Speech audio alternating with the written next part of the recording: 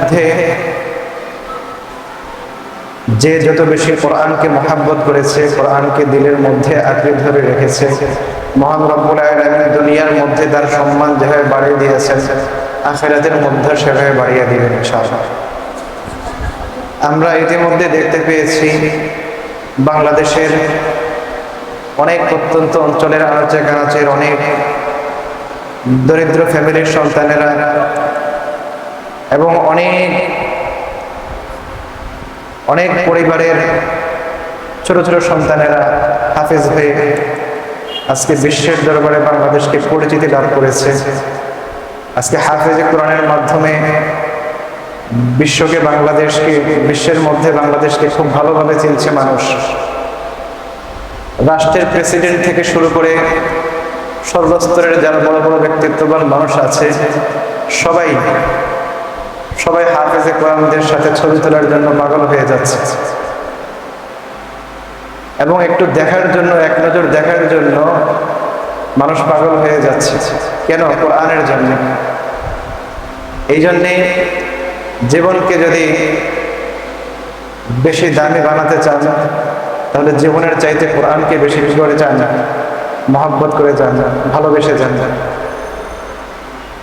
যত আবেগ দিয়ে আপনি কোরআন তেলাওয়াত করবেন, যত শুদ্ধভাবে তেলাওয়াত করবেন, তত আপনার মান মর্যাদা দিনে দিনে তত বৃদ্ধি পাবে। কোরআনের প্রত্যেকটি হরফ তেলাওয়াত করলে কয়টি করে নেকি পাওয়া যায়? 10টি করে নেকি পাওয়া যায়। কিন্তু যদি আমি ভুল তেলাওয়াত করি, আমার নেকির বদলে 10টি করে গুনাহ হবে। কি হবে? গুনাহ হবে। যেমন সূরা ফাতিহার মধ্যে প্রথম আয়াত কি? আলহামদুলিল্লাহি রাব্বিল আলামিন। তো অনেকে বলে কি বলে? আলহামদুলিল্লাহি রাব্বিল আলামিন পড়ে। আবার এটা প্রায় সময় শুধু এই জায়গায় না, আমরা প্রায় সময় অনেক মসজিদের মধ্যে জমা পড়ি, অনেক বক্তারাও খুতবা শুরুতে আলহামদুলিল্লাহ জায়গায় দেখি পড়ে আলহামদুলিল্লাহিল্লাযী হাদানা ওয়া মা কুন্না। আরে কি সুর দিতেছে! এত বড় বক্তা, এত বড় মুফতি সাহেব, তারা পর্যন্ত মাঝে মাঝে কি করে? আলহামদুর জায়গায় আলহামদু পড়ে। মুখে কি বলতেছে, অর্থটা কি পর্যায়ে দাঁড়াচ্ছে হোশ নাই, জেনে বুঝেও গুনাহ করতেছে মানুষ। আলহামদুলিল্লাহি রাব্বিল আলামিনের সংক্ষিপ্ত অর্থ সমস্ত প্রশংসা একমাত্র আল্লাহ তাআলার জন্য। আর আলহামদুলিল্লাহ বা আলহামদুলিল্লাহি রাব্বিল আলামিনের অর্থ সমস্ত ময়লা আবর্জনা নাপাক জিনিস আল্লাহ তাআলার জন্য। ভুল পড়ার কারণে সওয়াব হয় না, গুনাহ হয়? হ্যাঁ, ওই ভুল থেকে বের হয়ে আসতে হবে না? ওই ভুল থেকে বের হয়ে আসতে হলে বেশি বেশি কোরআনের জন্য মেহনত দরকার। আর এই মেহনতের মাধ্যম হলো মেহনতের মাধ্যম হলো কি? আপনি কোরআনের প্রত্যেকটা হরফকে, প্রত্যেকটা শব্দকে যত শুদ্ধ করে সুন্দরভাবে আদায় করবেন, আপনার তেলাওয়াত তত সুন্দর হবে, তত সহিহ শুদ্ধ হবে। এবং মাস্ক কিভাবে করতে হয়, অনেক নিয়ম আছে। কি আছে? মাস্ক যখন করব এক আওয়াজে একসাথে আর জোরে জোরে করব। মাস্ক যখন করব, মাস্ক অর্থ হচ্ছে অনুশীলন। মাস্ক অর্থাৎ কি? একই পড়াকে বা একই জিনিসকে বারবার অনুশীলন করে চর্চা করার নামই কি? মাস্ক। আর মাস্ক কিভাবে করব? মাস্ক হচ্ছে আরবি শব্দ। মাস্ক যখন করব এক আওয়াজে একসাথে আর জোরে জোরে পড়ব। মাস্ক যখন করব এক আওয়াজে একসাথে আর জোরে জোরে পড়ব। মাস্কে যখন আসবো 2 হাঁটু ফেলিয়া সোজা হয়ে বসবো। 2 নাম্বার কি? মাস্কে যখন আসবো 2 হাঁটু ফেলিয়া, অর্থাৎ পিঠ আমার এমন থাকতে পারবে না, একদম মেরুদণ্ড সোজা হয়ে যাবে একদম। মাস্কের মধ্যে অর্থাৎ কোরআন তেলাওয়াতের মাস্কে বসলে সবসময় মেরুদণ্ডের হাড্ডি সোজা থাকবে। এতে অনেকগুলো ফায়দা আছে। 1 নাম্বার হলো যাদের নিঃশ্বাস ছোট তাদের নিঃশ্বাস আস্তে আস্তে বড় হবে। 2 নাম্বার ফায়দা হচ্ছে যাদের আওয়াজ কম তাদের আওয়াজ বাড়বে। তিন নাম্বার হচ্ছে এভাবে ধীরে ধীরে পড়লে পড়া ভালো করে মনোযোগ সহকারে শোনা যায় এবং মনে থাকে। আর বৈজ্ঞানিক ব্যাখ্যা যদি করতে যাই, যাদের হার্টের মধ্যে সমস্যা থাকে, যদি কেউ সোজা হয়ে এভাবে বসে বসে সবসময় পড়ে তাহলে তার হার্টের সমস্যা চলে যাবে। শ্বাসকষ্ট যদি থাকে সেটাও চলে যাবে। এই জন্য তেলাওয়াতের সময় সবসময় কি করবেন, যখন তেলাওয়াত শোনাবেন ওস্তাদের কাছে, যখন পড়া শোনাবেন তখনও সোজা হয়ে বসতে হবে। যাদের আওয়াজ কম, যাদের নিঃশ্বাস কম, আস্তে আস্তে সমস্যাগুলো দূর হয়ে যাবে। তিন নাম্বার হলো কাইফিয়াত। তিন নাম্বার কি? কাইফিয়াত। কাইফিয়াত অর্থাৎ হরফ উচ্চারণের সময় ঠোঁটের অবস্থান। প্রত্যেকটা হরফ উচ্চারণের সময় যেরকম মাখরাজ আছে, হরফ উচ্চারণের সময় কি কাইফিয়াতও কি গুরুত্বপূর্ণ একটা বিষয়। মোটা হরফগুলোর জবরের ক্ষেত্রে উপরের দাঁত এবং নিচের দাঁতের মধ্যবর্তী অংশ এক আঙ্গুল পরিমাণ ফাঁকা থাকবে জবরের ক্ষেত্রে। জবরের ক্ষেত্রে আর বাকি যে পাতলা হরফগুলো আছে, এই পাতলা হরফগুলোর জবরের ক্ষেত্রে এক আঙ্গুলের অধিক হবে। যেমন হামজা জবর আ। এখন যদি আপনি কম করেন তাহলে এ হয়ে যাবে। কি হয়ে যাবে? এমালা হয়ে যাবে। আরেকটু কম করলে ই হয়ে যাবে। আরেকটু কম করলে কি হয়ে যাবে? অনেক সময় ছাত্র তেলাওয়াত করে আউযু বিল্লাহ, সুর দেয় ঠিক, আউযু বিল্লাহি মিনাশ শাইতানির রাজিম, কি বলে? এ পড়ে, এমালা পড়ে, সুর দিচ্ছে ঠিক কিন্তু এমালা হচ্ছে।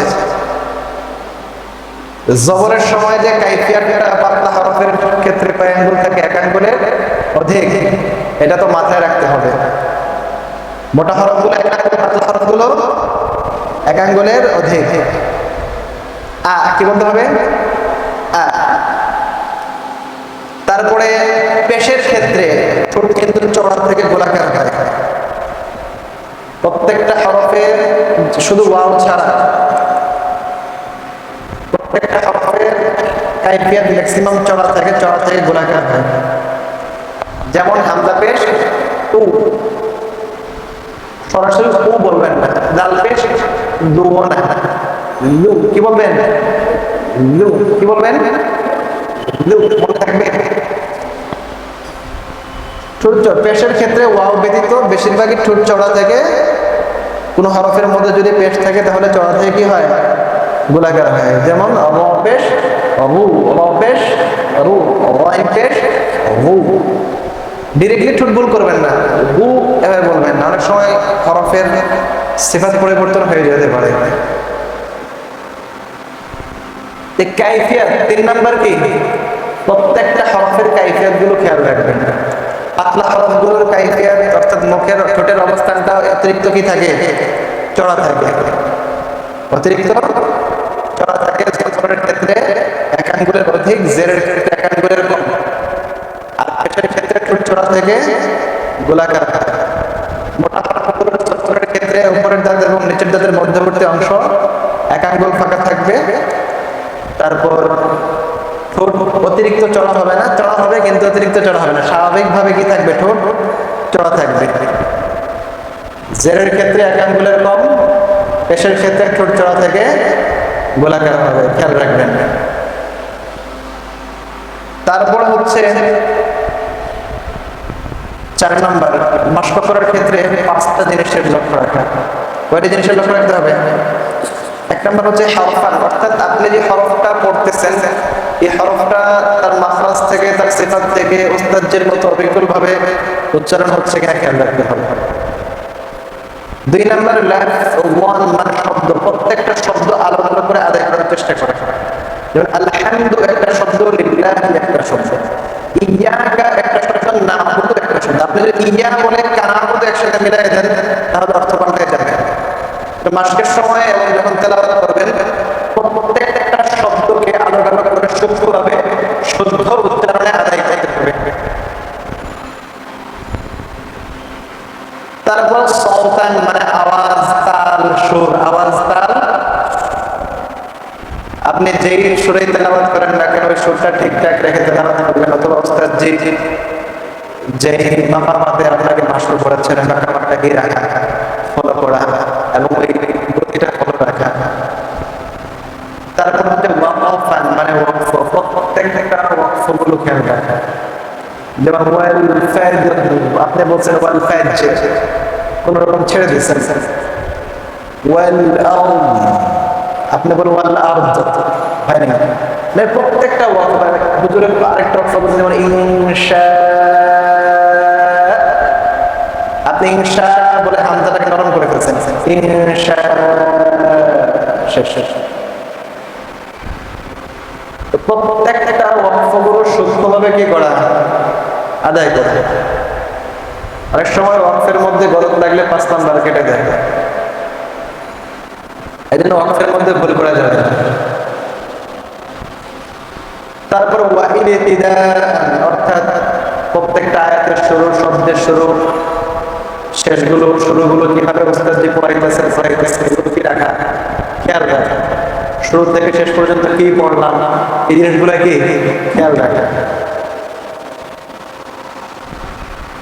তারপরে হচ্ছে আরেকটা গুরুত্বপূর্ণ বিষয়, সেটা হচ্ছে আমরা সকলেই বেশিরভাগ তেলাওয়াতের সময় ঠোঁটকে আমরা অতিরিক্ত নড়াচড়া করি।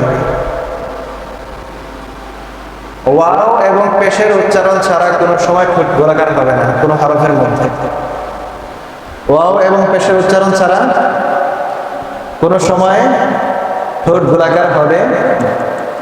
শাইতানির রাজিম বলার সময় নিউ ওয়াজিম হয়ে যায়, ঠোঁট গোলাকার হয়ে যায়। এই নিউ ওয়াজিম বলতে পারবেন না, শাইতান নিউ ওয়াজিম, শাইতান নিউ ওয়াজিম, নিউ ওয়াজিম ঠোঁট গোলাকার করবেন না, নিউ ওয়াজিম বলা যাবে না, অর্থাৎ ঠোঁট নাড়ানো যাবে না। ওয়াও এবং পেশ ছাড়া ঠোঁট গোলাকার করা যাবে না। আর ঠোঁট লাগে কোন কোন জায়গায়, কোন কোন হরফে, 4টা। হরফগুলোকে হরফে শাফাতাইন বলা হয়, হরফগুলোকে হরফে শাফাতাইন বলা হয়। অর্থাৎ হরফে শাফাতাইনের 4টি হরফ উচ্চারণ করার সময় ঠোঁটের ব্যবহার হবে। উচ্চারণ করার সময় নিচের ঠোঁটের পেশ সামনের উপরে 2 দাঁতের আগা, তাই না? আসলে 2 দাঁত তো না, 2 দাঁত শুধু উল্লেখযোগ্য কি 2 দাঁত, কিন্তু কামড় দিতে হয় মূলত 4 দাঁত এবং 6 দাঁত দিয়ে, 6টা দাঁত লাগাই দিতে হবে। উল্লেখযোগ্য শুধু 2 দাঁত, কিন্তু কামড় দিতে হবে সবগুলা দাঁত দিয়ে, না হলে শুধু ফার বাতাস বের হবে না।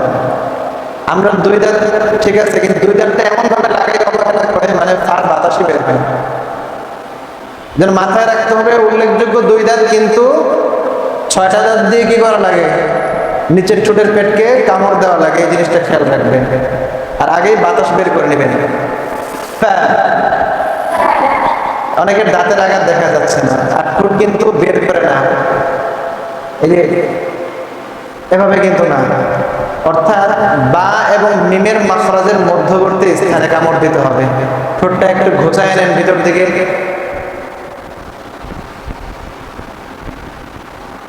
আয়না আছে, মাসকে বসলে আয়না লাগে জানেন? হ্যাঁ, আচ্ছা আচ্ছা, আয়না রাখবেন, আগামী ক্লাসগুলোতে আয়না রাখবেন মাসকের ক্লাসে। এই যে দেখছেন,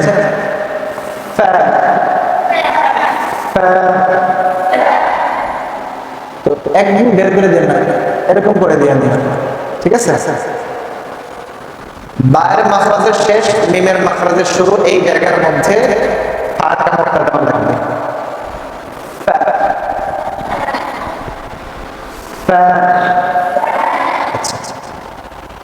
তার মানে তা উচ্চারণ করার সময় ঠোঁটের সাথে দাঁত লাগাতে হয়, ঠোঁটের ব্যবহার হয়। ওয়াও উচ্চারণ করার সময় 2 ঠোঁট গোলাকার করে ওয়াও উচ্চারণ করতে হয়, ওয়াও, তাই না? তার মানে ঠোঁট না গোলাকার করলে, না নড়াচড়া করলে ঠোঁটের ওয়াও উচ্চারণ হয় না। বা 2 ঠোঁটের ভেজা অংশ একসাথে লাগাইতে হয়, বা, ঠোঁট চড়া করেন, বা, বা, আর চড়া করেন, বা,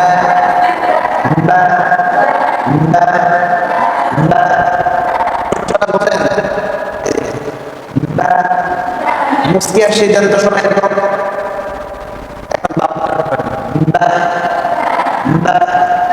এখন বাপ হচ্ছে ঠোঁট হয় না মিম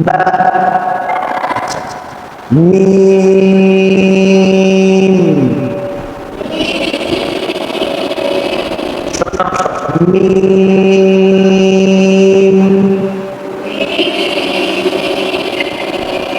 মিম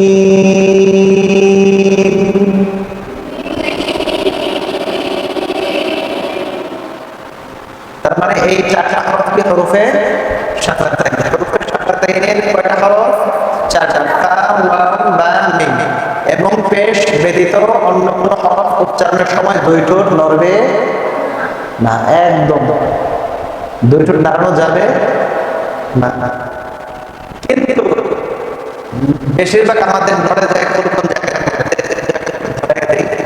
বিশেষ করে মোটা হরফগুলো উচ্চারণের ক্ষেত্রে আমাদের ঠোঁট গোলাকার হয়ে যায় যেমন উচ্চারণের সময় ঠোঁট গোলাকার হয়ে যায় হয়ে যায় স্ট্রবেরি হয়ে যায় না স্ট্রবেরি বলেন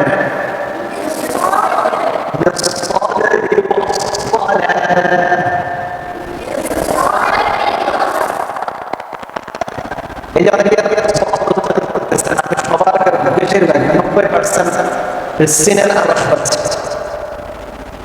একটা হচ্ছে স্ট্রবেরি আর একটা হচ্ছে স্ট্রবেরি বুঝেন কিন্তু সব উচ্চারণের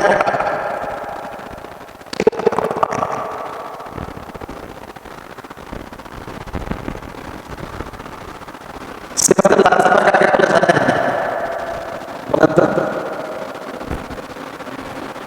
সিফাতুল লাযিমা সিফাতুল লাযিমা ওই সিফাতকে বলে যাহা আদায় না হলে হরফই থাকে না বরং ত্রুটিপূর্ণ আদায় হয় যেমন সদের জায়গায় সিন পড়া পদের জায়গায় দাল পড়া কলকলার হরফে কলকলা আদায় না করা এই যে সদের জায়গার মধ্যে যে আপনারা সিনের আবাস নিয়ে আসতেছেন পুরা উল্টায় ফেলছেন না হরফকে পরিবর্তন করে ফেলছেন না গুনাহ হবে না সওয়াব হবে গুনাহ হবে তাই না এতক্ষণে বলছেন তাহলে ঠিক করা লাগবে না বলেন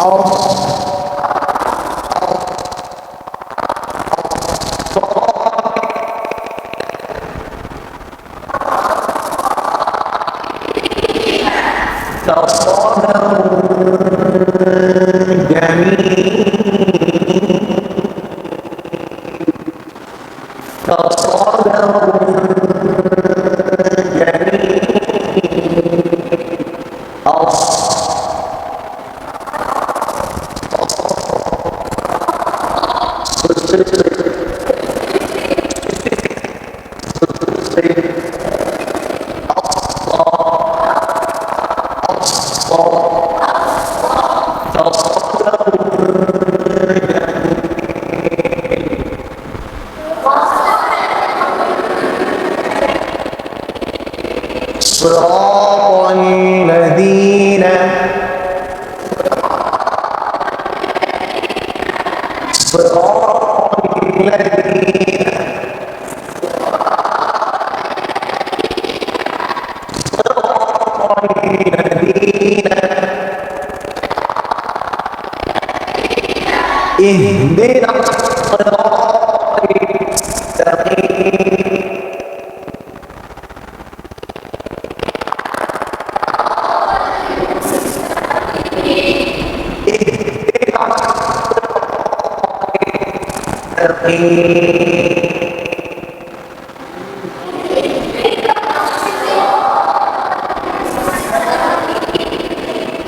اهدنا الصراط المستقيم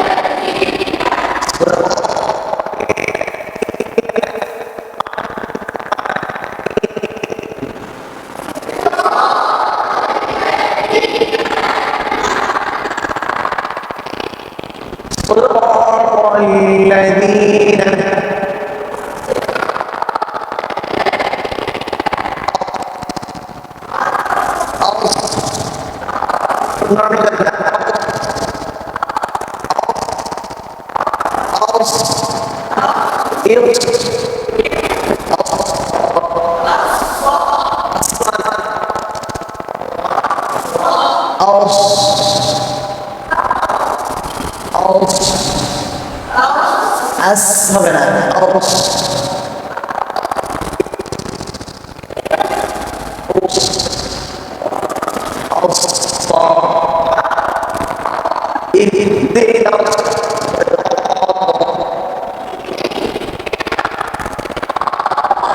صراط الذين أنعمت عليهم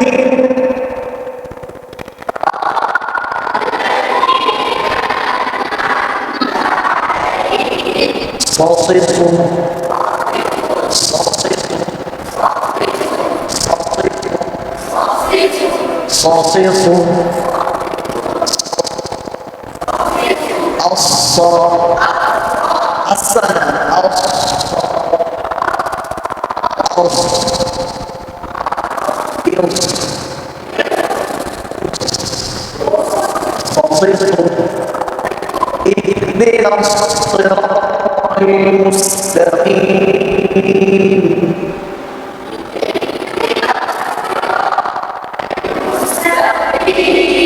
اهدنا الصراط المستقيم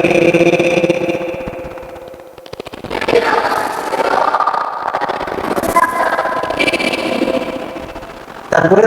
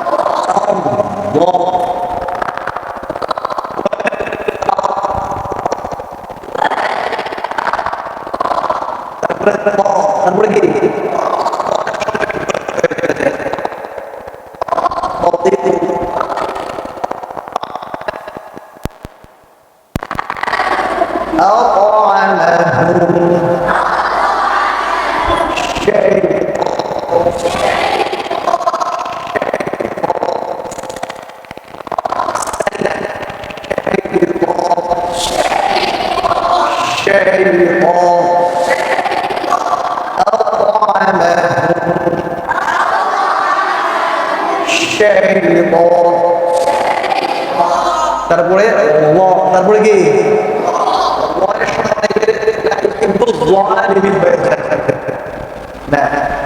لا يحب الظالمين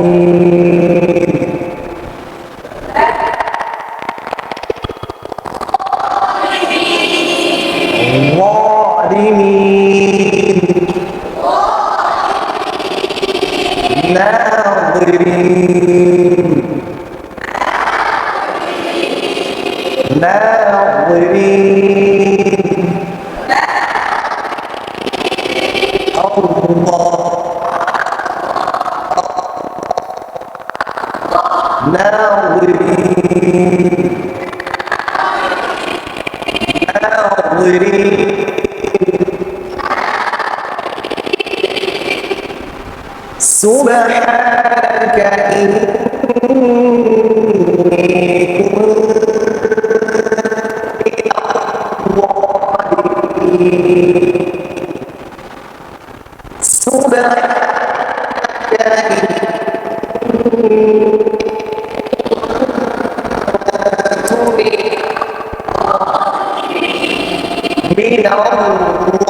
من الظالمين من الظالمين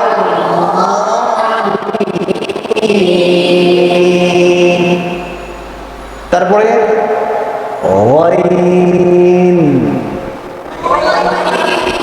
ওয়াইনের মধ্যে ঠোঁটগুলোকে হয়ে যায় ওয়াইরিল বলে কি বলে ওয়াইরিলের জায়গার মধ্যে ওয়াইরিল বলে না ওয়াইরিল ওয়াইরিল ওয়াইরিল ওয়াইরিল ওয়াইরিল ওয়াইরিল ما أغنى عنه ماله ما أغنى عنه ماله أغنى عنه ماله ما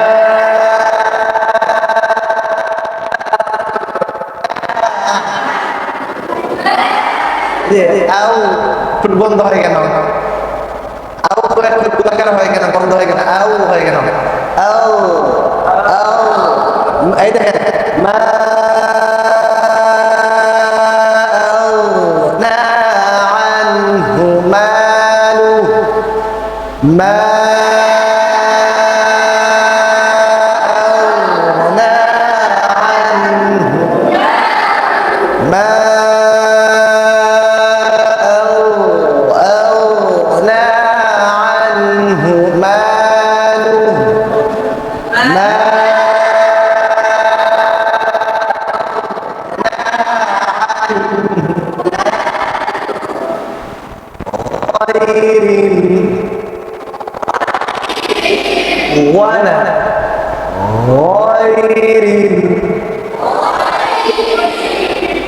ওয়াইরিল বলবে না ঠিক আছে ওয়াইরিল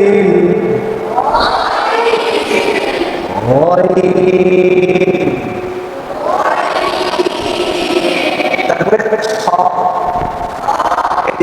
উচ্চারণের সময় অনেকে বলাতে এরকম হবে না বাতাসটা শুকনো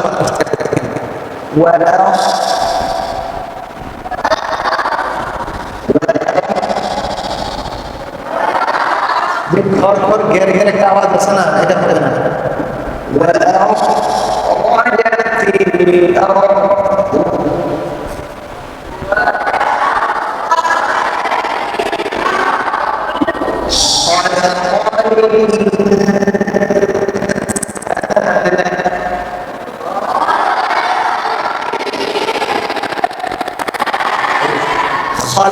কিন্তু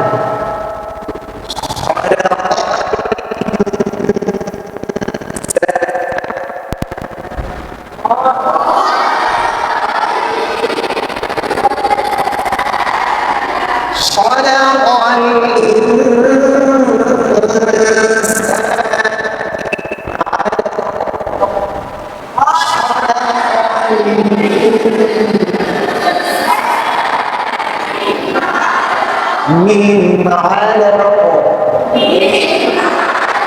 ميم علق তারপরে কফের মধ্যে নাকি ছোট গোলাকার হয়ে